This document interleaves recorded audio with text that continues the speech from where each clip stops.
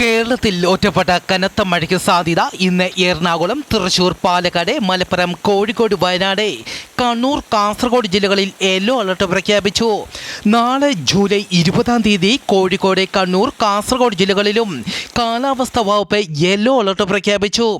കാലാവസ്ഥാ വകുപ്പിന്റെ പ്രത്യേക മുന്നറിയിപ്പ് വരുന്ന 3 മണിക്കൂർ നേരത്തേക്ക് കേരളത്തിലെ എല്ലാ ജില്ലകളിലെയും ഒറ്റപ്പെട്ട ഇടങ്ങളിൽ ഇടിമിന്നലോടുകൂടിയ മഴയ്ക്കും മണിക്കൂറിൽ 40 കിലോമീറ്റർ വരെ വേഗതയിൽ കാറ്റിനും സാധ്യത. ഇന്ന് രാത്രി കാസർഗോഡ്, കണ്ണൂർ, കോഴിക്കോട്, തൃശൂർ, എറണാകുളം ജില്ലകളിലെ ഒറ്റപ്പെട്ട ഇടങ്ങളിൽ കനത്ത മഴയ്ക്ക് സാധ്യത.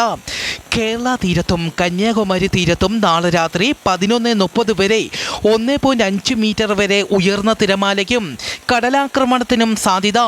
മത്സ്യത്തൊഴിലാളികളും തീരദേശവാസികളും ജാഗ്രത പാലിക്കുക. കടൽക്ഷോഭം രൂക്ഷമാകാൻ സാധ്യതയുള്ളതിനാൽ അപകട മേഖലകളിൽ നിന്ന് ആവശ്യമെങ്കിൽ മാറി താമസിക്കുക.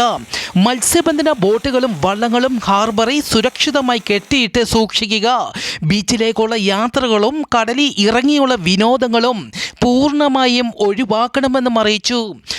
ജമ്മു കാശ്മീരിലെ പൂഞ്ചിൽ അതിശക്തമായ മഴ ഉരുൾപൊട്ടലിൽ 5 പേർ മരിച്ചതായി റിപ്പോർട്ട്. നിരവധി പേരെ കാണാതാവുകയും ചെയ്തു.